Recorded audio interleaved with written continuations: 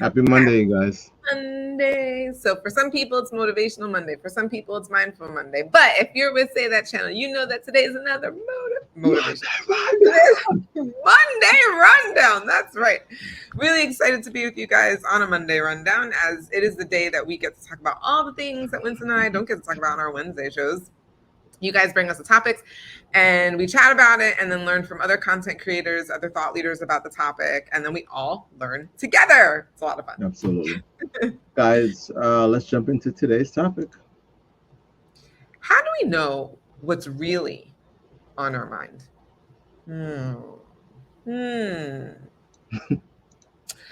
I think people struggle with this all the time. I I think know I do. I don't people even know how to answer this. struggle with trying to figure out what exactly is on their mind and what they are thinking. I think one of the reasons for that is we don't give ourselves permission to think and feel multiple things at the same time. We're complex beings. And so I think that's one of the reasons why it gets complicated or is difficult for people, because when they're thinking one thing, or I'll even say feeling, I'll put the two of those together, because a lot of times what you're feeling becomes the thought or whatever. So or vice versa. So I think because sometimes it's multiple things, you've already had the thought. Our brains literally work that fast, right? Like literally you have a thought and then you're already on to the next thought sometimes, and you're trying to catch up, and sometimes it's multiple things at once. And so I think this is very difficult. Oh, okay. I finally just got what you're saying. Oh, okay. I think it's very difficult for people to know what is on their mind, because I don't even think we acknowledge or give ourselves permission for having more than one thing on the mind. And so it's just difficult. I really love journaling for that reason. I've become a big fan of that. It really helps to take what's on your mind. You just kind of like mind dump. You literally, like, all the things in your mind, you just kind of like put it out. I found that to be, for me, one of the most helpful things. And especially if I'm trying to communicate what is on my mind, writing it down first. Maybe this is the author of me, whatever. But I have found that writing it down helps to get me to focus. And in those moments, I think I have realized, oh man, I'm thinking a lot of things. Like, I'm thinking and feeling a lot of things at once. And so I think this is why it becomes difficult for many people to identify. Okay. I don't I know. So I would say, so to answer the question, how do we know? I think journaling is a really good tool to figure out what is on your mind. That's the answer to the question. okay. For me, the how I'm feeling is what came to mind as the answer. Because to your point, and I hope it is, if I'm understanding what you're saying, my thoughts are moving fairly fast, and so I'm not able to, and maybe I'm gonna say keep up with them, which sounds odd to express, No, I think it's true. and Your yet mouth, can your mouth keep up with what's going on with your brain, right? Like, I think that's keep up. yeah, see, but I know it, but I think it can. I have to train myself to do so, and that's where I was actually gonna go. I think a part of what came up for me when you were answering this is similar to how you gave journaling as a tool. I think all of this is about training yourself. I don't do that, but I meditate, and I feel meditating helps me keep up with my thoughts. Mm. And so I think you can train yourself to figure out what's really on your mind, because I know what Janelle's talking about. She clearly doesn't always need to journal, but there are probably points where what the term we use, our thoughts are seem so over, so much so that we aren't in that period or time able to express them. However, I do think we've both been able to identify, we've learned tools that help us to do exactly what the question's asking. Right. So, how do we do it? I don't know what everyone's thing is, True. but I do believe that there are tools to help us figure this out. Yeah. And for me, the emotion thing was a big thing, because at times, what I was going to say initially was I would be feeling angry, and then catch up to the thought. You know, and I know that I'm older, but just wiser. I'm able to see that more. Like in the anger, I'll go, man, I get it. I was thinking that thing earlier, and that's, but and able to see how things really play out. Like I follow a stem of thoughts through an action. It's very not intense. That's a bit exaggeratory. It is just a thing. It's an exciting thing, actually. It is exciting because I the word that comes to mind is control. I feel like I have more control over my thoughts. Um, and I'm going to use a color thing. It's probably just a red in me that's using that. That's awesome, and love that you use the meditation tool. I'm just going to end my thought with something that I have said for years, again, since before you and I even met. I think right around my separation and divorce, I recognize it takes an extremely mature individual in mind, not necessarily in body, but in mind, to be able to identify what they're feeling in the moment that they're feeling it and express it to another person. I think it takes a mental maturity to do that, and one in which I am working towards. No, what you're saying is exactly what I'm expressing. To be able to say I'm angry, but not let that feeling dictate the rest of whatever you're doing. You can express but still be angry. Exactly. Right. It's not about getting rid of it. And for a period, I thought it was this idea of, we talked about, I think, a little bit of this last week. I mean, we didn't get necessarily because we were talking about relationships, but just idea of not arguing was a part of what I'm just talking about. It's like, oh, the idea is to get rid of this thing. And it's like, no, it's about being aware that you're doing or having this experience and being okay with that. It's not, you don't have to let it take you through whatever. Just be aware of it. I mean, we got this. We read this in Letting Go. It's so much of what the guy is talking about in that, these emotional states.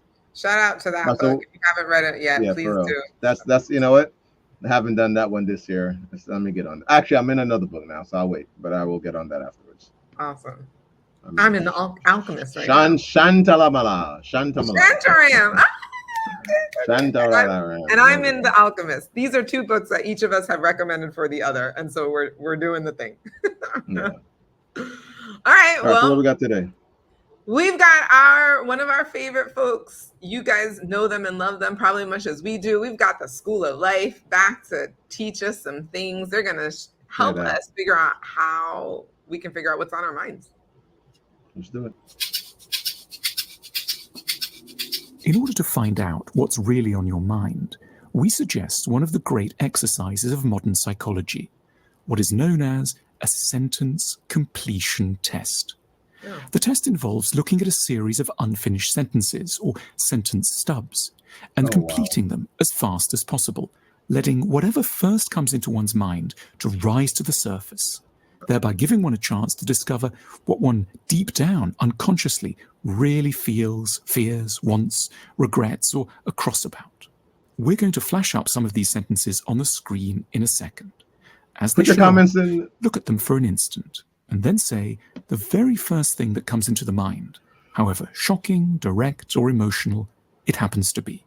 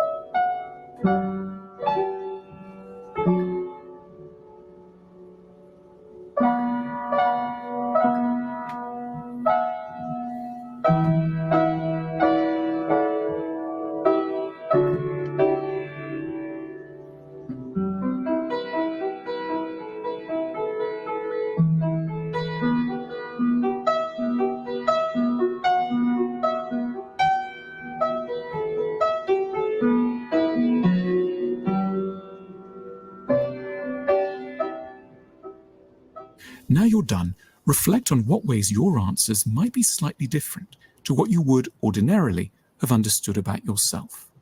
What might you have learned about who you could really be? No.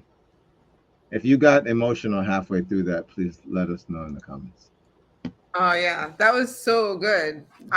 First of all, the questions came. I didn't expect immediately. I didn't. Yeah, me neither. I thought the video was ending. I was like, what just happened? Me too. I thought the video ended, and then so that was really interesting. But I love these questions, and I think I'm going to watch this again now. I have to go back. Yeah, I got to go back and write those out. We'll see if we can put that in the description for you guys, actually. Yeah, please put in the description what some of how you finish some of the sentences. It doesn't have to be all of them. Choose one or two. I could tell you one. Sorry to cut you off. It's just a funny one. When it said the world, I said sucks and said something else. So it's so funny. There were a few of them where I had my inner whatever, and then I had a second thought after. And for the one that made me laugh was the one where it said the world. And I said sucks and then said, oh, it's something. But it was very funny to me. Oh, that's concerning. For what it's worth, I put when it said the world is, and I was like, in chaos. That was my thought. I was like, the world is in chaos. Oh, so similar. Yeah. We gotta watch what we're thinking. Yeah. We gotta watch what we're thinking. Because I don't think if someone had asked me that, I wouldn't have articulated that. I may have would have said, oh, there are things that need to be worked on, but my initial thing was that. Oh, and then for my father, I had nothing. And then I thought of that after the fact. Like, I don't know what I would say here. So these are definitely some great questions. I can tell you that. There are a bunch of these that I stopped. I like legit had to stop, and then I liked. Right, because the questions are also coming pretty quick, which is intentional, right? Because they want you to just think first thing that comes to mind. Yeah. So I'm definitely going to go back to this. Yeah, this is awesome. All right, guys, let us know what you came up for you. Ooh. Continue to practice these. I would say this is a good thing to do maybe once a month, like just like getting it out, like getting your thoughts. We did something like this in WV. You remember that, right? Did we? I don't remember. We used to carry this paper around. It had a similar, and not the whole list. There were 4 questions. We were at an RTE, regional training event. Sorry, RTE. And they gave the guy, and I remember carrying this around because one of it was like, I wrote, I want to be a billionaire, a good father. And I remember us having it was, and I think it was right over here in Brooklyn somewhere we did it. I know you were there. It was a few questions though. It was something about, I want to be a good leader. It was like fill in the sentences, just fill in these blanks. And at the end it was like, I want to be, and then I remember mine being a billionaire, and I kept it in one of my books. So this is obviously a tool. Like I said earlier, got tools that people are, and then we know that industry is all about mental tools.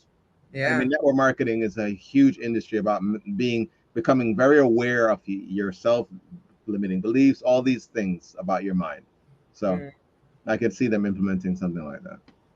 But go what you're saying, Janelle. Yeah, this was a great video. Absolutely one of their best ones so far for me. Yeah. Because it got you to get up and do something. Look, again, in the comments, and if you like what we're doing, I'm going to ask you to like our channel. Subscribe, please. We are looking for our subscribers. We have a lot of people who watch our content, but you're not subscribed yet. So please subscribe. It helps the algorithm know that what we're doing is helpful and valuable. And then share it. If you really value this, go share this video with somebody that you love. Would love to continue the conversation with them in the comments. But until next week, as always, remember that you deserve the good life. Say that. We'll see you guys. Be well.